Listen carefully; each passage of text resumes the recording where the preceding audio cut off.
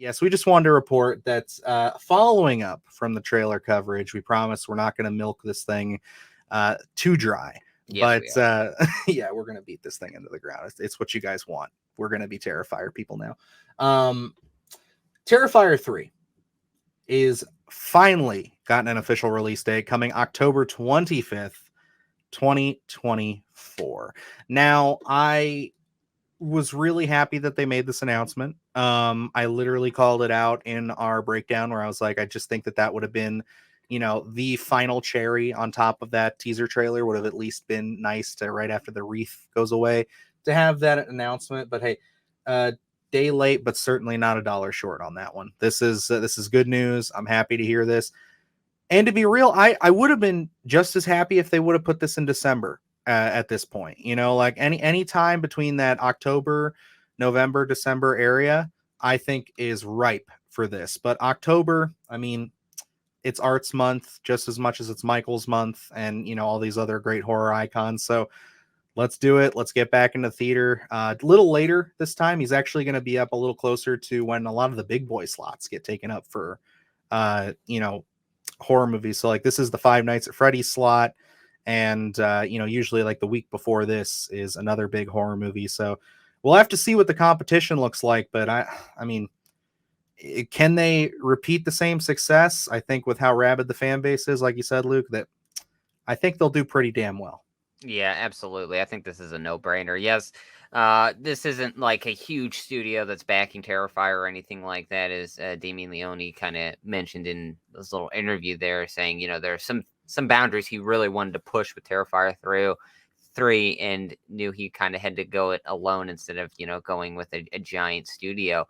And, I think while Terrifier is still that very much of independent property, that groundswell. I mean, how we've talked about how Terrifier 2 just really just struck a chord with a lot of people and really kind of re-racked how we look at these releases.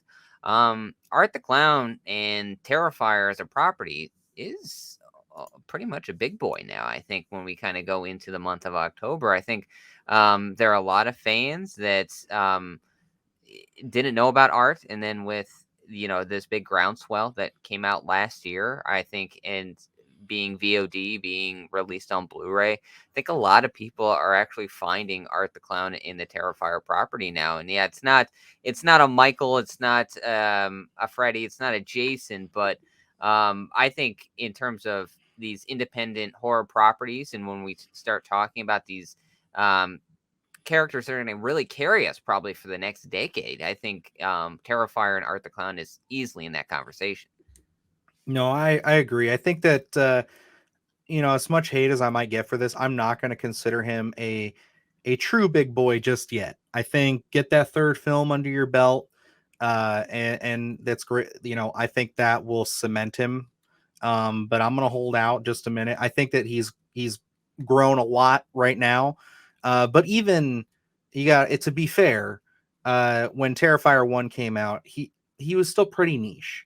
Terrifier 2 is what really sent him up. So if they can prove that he can hold that momentum, which I have no doubt in my mind that they will, I think that the creative team behind this is doing everything in their power to keep this as pure and for the fans as possible. Even you mentioned it with Damon Leone, that story of him turning down some bigger studios because he didn't want people looking over his shoulder.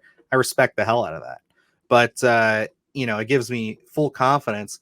But I think, to be fair, I want one more film before I can say, yep, you're right up there. But hey, I fucking love Art the Clown. Don't get me wrong. I do. I'm just being a little bit of a prude right now. So Yeah, I mean, I think it's just semantics at this point, where I very don't much. think I've seen a Terrifier 2, someone who's attended to Terrifier 2 and said, you know what, I'm gonna sit out Terrifier 3.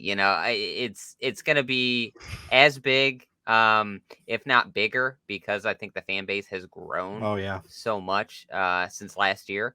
I mean, the Um, re-release screening was sold out. yeah, So like that's great. That's a fucking awesome sign. yeah, and I mean, like, yes, obviously the teaser at the end, we didn't know how long that was gonna be, how short that was gonna be, so it was icing on the cake. I know as soon as that we said, "Oh, you're gonna get an exclusive poster." I mean, I think the fan base was there to be like, "Okay, well, we need the poster," and we didn't Hey, even we get to were see it. Yeah, like, I know. So it's like I think it's one of those things where I mean, the Terrifier fan base is going to show up, and oh yeah. it's gonna be huge. If it's mostly ceremony at that point. If we want a third film to cement him as a big boy, but for my money, there isn't another character right now. In the last few years that really holds a candle to Art the Clown.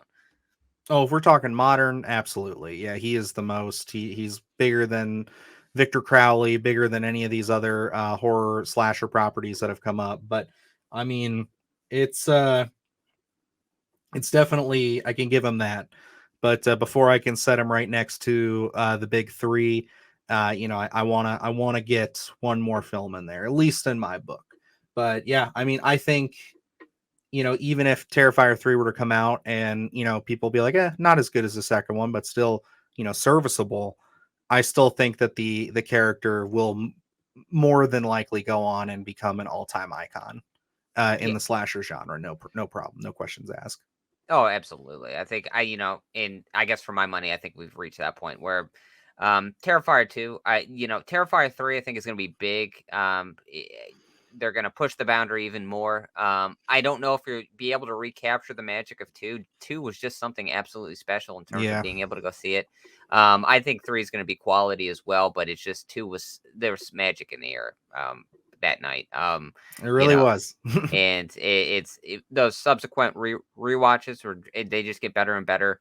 I know one of the It's a things. comfort film for me. I throw it on every once in a while, even at random parts. I'll stop. Like, I won't even start at the beginning. Sometimes I'll just go right before the big kill scene in the middle, and then just watch through. So